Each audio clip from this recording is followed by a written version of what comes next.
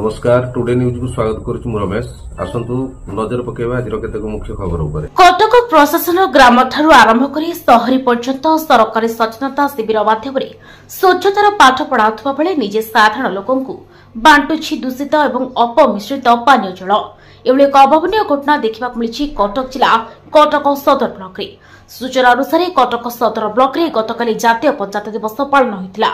ए अवसर में प्रशासन लोकंकु दूषित थंडा पानीय जल बंटन करा जाउथबार नजरकु आसिथिला।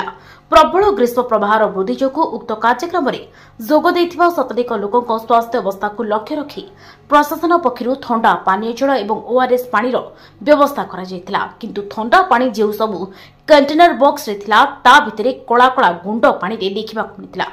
तथापि लोके ग्रीष्म एवं शोष ज्वालारे उक्त पानी को न देखि न जानी बाध्य होई पीथिले। कार्यक्रम शेष में घटना संपर्क में कटक जिलापाल को जितेबाला गणमाध्यम प्रतिनिधि प्रश्न करते जिलापाल किंतु खामखियाली भाव में कौन उत्तर न दे चली जाते। जिलापाल एभली आचरण साधारण लोक और सांबादिक मानक चकित करता।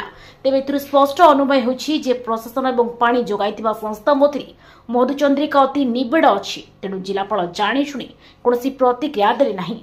सेपटे नेता मंत्री और बड़ बड़ प्रशासनिक अधिकार मंच में स्वच्छता को प्राधान्य दे बड़ बड़ भाषण बाजी देउथबा बेले मंच तले प्रशासन पक्षर दूषित पानीय जल बंटन हेउथबा घटना सामना आसिथिला। सबु जाणीशुणी प्रशासन चुप बसी पड़ा और गतकाली दीर्घ 24 घंटा बीती जाइतिले सुधा प्रशासन पक्षर वर्तमान पर्यंत ए संक्रांत में कौन कार्यानुष्ठान ग्रहण कर नजिबा बुद्धिजीवी मल एक प्रकार बड़ प्रश्नवाची सृष्टि प्रशासनिक अव्यवस्था पदारे पड़ी।